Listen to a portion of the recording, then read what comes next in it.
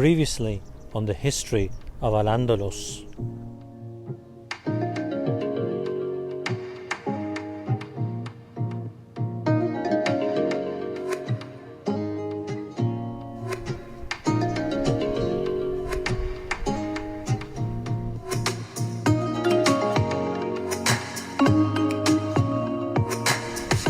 When Abdul Rahman III died, he was succeeded by his son, who became Al-Hakam II, this chap up here.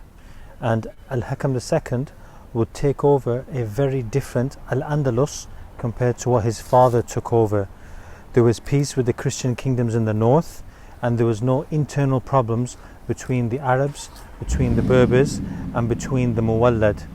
And this allowed Al-Hakam time to pursue other things in life other than internal wars and other conflicts. And the main thing that Al-Hakam was interested in was knowledge. And just to give you an idea about his knowledge and his interest in knowledge, he had a personal library which consisted of 500,000 books, 500,000 books, whereas the biggest library in the rest of Europe at that time only consisted of about 600 books. So now would be a good time to discuss the topic of Al-Andalus and knowledge as a whole, as there are many people who have contributed to Islamic sciences and non-Islamic sciences from this era, from this land known as Al-Andalus.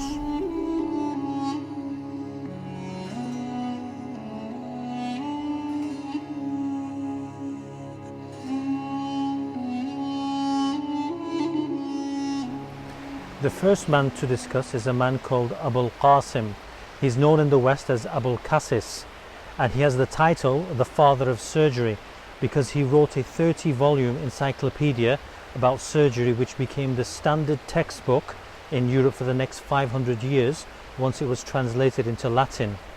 He also invented many surgical tools, many of which we still have today with some slight modifications and improvements.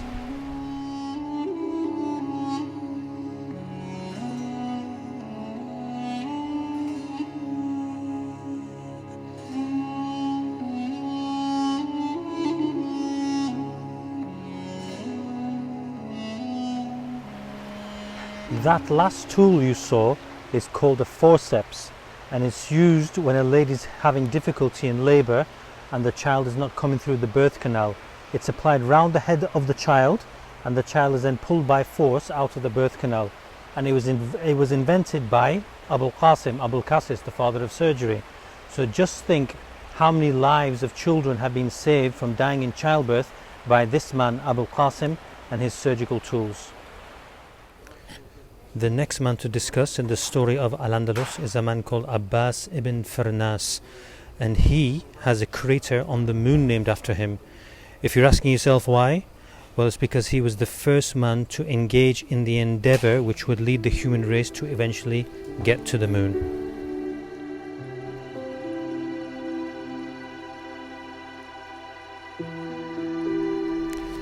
That endeavor was flying. He was the first man to ever fly. In the 800s he designed a piece of equipment which resembled the wings of a bird, and he'd placed it on his back, and he flung himself from the highest minaret in the city in which he lived in Al-Andalus. His takeoff was okay, his flight was a bit turbulent, but his landing was terrible. So in that regard he was very much like Ryanair.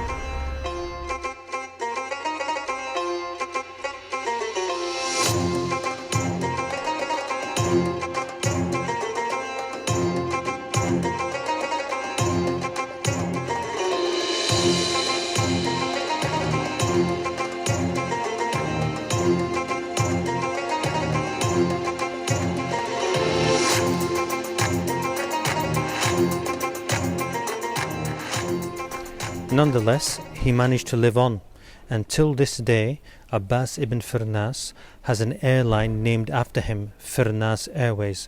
So the next time you see a man with a turban and wings on his back flying through the air, think Abbas ibn Firnas.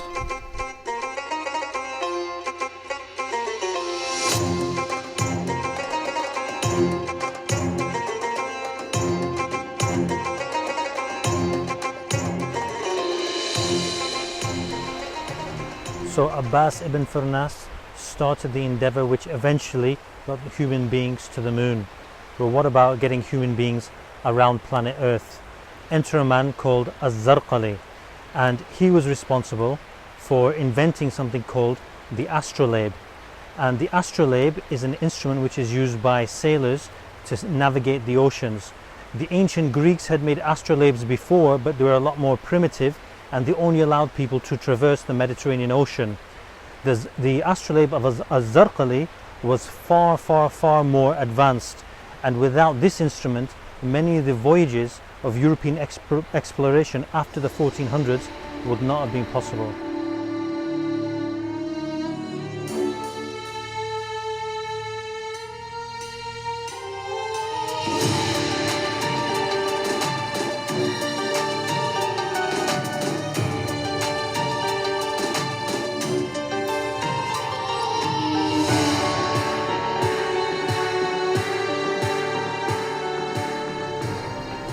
The next man to discuss is a man called AlEdrisi, and he studied here in Cordoba, although he would later live in a place called Saqaliya, i.e. Sicily, where he would be patronized by a Christian king. And AlEdrisi was a master cartographer, and he was the first person to ever draw the map of the world, which you can see here.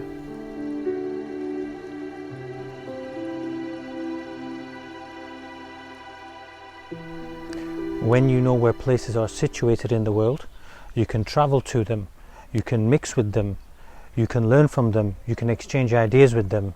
And therefore AlEdrisi was one of the first men to contribute to the process that we call today globalization.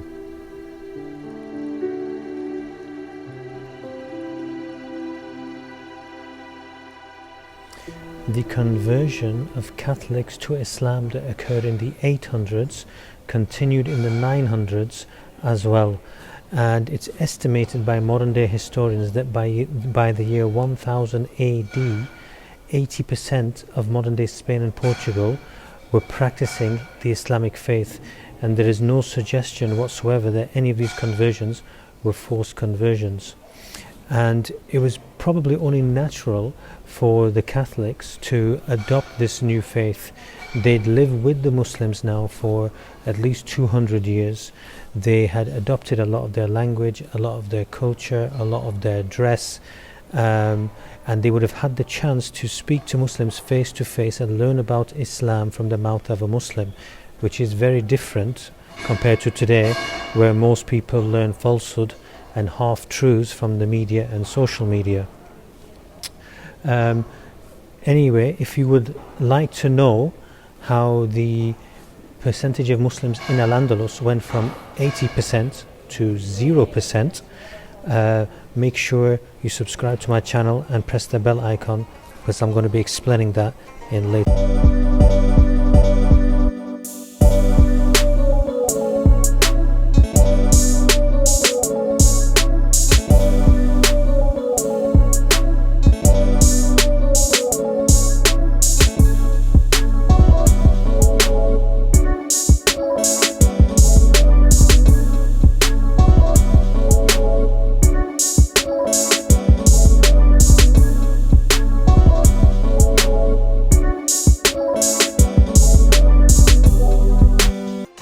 Person to talk about in the story of knowledge in Al-Andalus is this man called Ibn Rushd.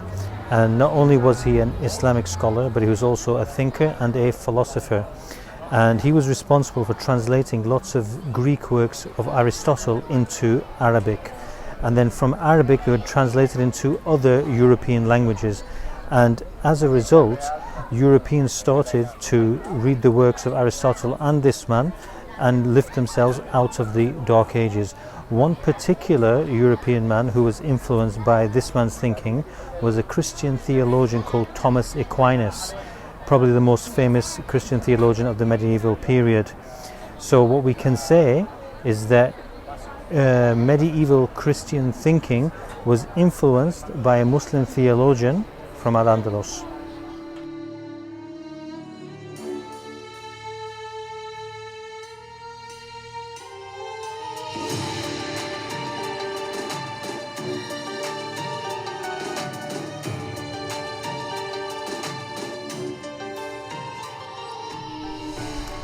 Another man was influenced by the thinking of Ibn Rushd, and this man was Jewish.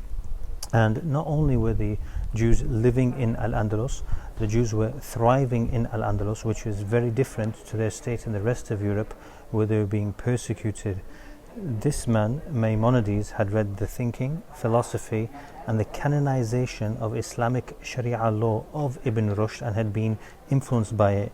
He took these new ideas and he used them within the Jewish faith, and when he did that, he became the most famous Jewish theologian of the medieval period. And interestingly, a lot of the books that he wrote on the Jewish faith were not written in the language of the Jews, Hebrew. They were written in the language of knowledge at the time, which was Arabic.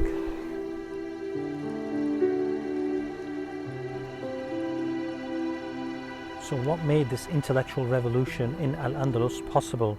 Well, the answer lies in an event which occurred 200 years before the rule of Al-Hakam, and it also occurred 7,000 miles away from Al-Andalus. In the year 751, there was the famous Battle of Talis between the Abbasid Caliphate and the Tang Chinese dynasty. And the Abbasid Caliphate won this battle, took some prisoners of war. They agreed to let some of these Chinese prisoners of war go free as long as they taught the Muslims how to make paper, which was a Chinese secret at the time. So from then on, paper making had been introduced into the Islamic world, and because the Islamic world was connected east to west, it soon made its way to Al-Andalus here in southern Europe. And when it did, paper making commenced. And the thing about paper is, it's the equivalent of the internet of our times. When you can write down your ideas, you can disseminate your ideas, and a huge percentage of your population can then become educated. And from their education, they can educate others and further themselves. And hence, Al-Andalus was one of the most educated places on the planet. And soon, this new technology of paper making and the benefits that was associated with it would make its way into Europe and start the intellectual revolution there.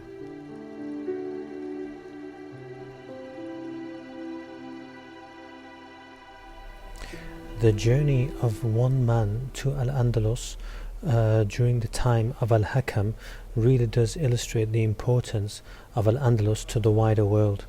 This man was a French priest called Gerbat Dorilac, and he arrived during the rule of Al-Hakam, and he came because he wanted to study the latest knowledge in the world from the Muslims, the Jews and the Christians who inhabited this city of Cordoba.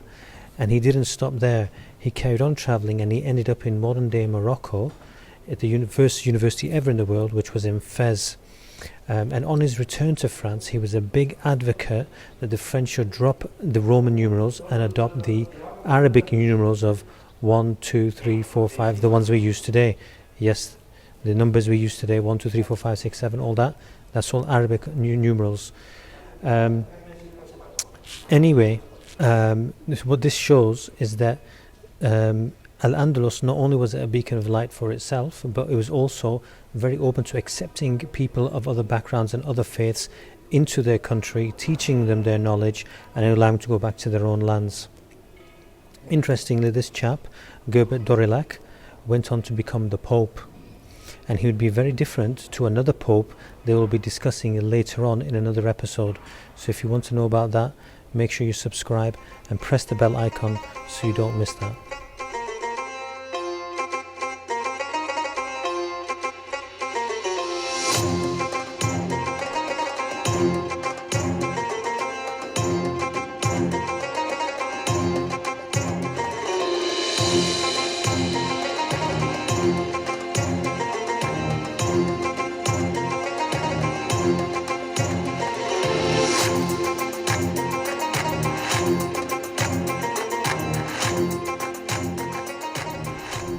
So Al-Andalus was at peace externally with its northern neighbours, and it was at peace internally as well.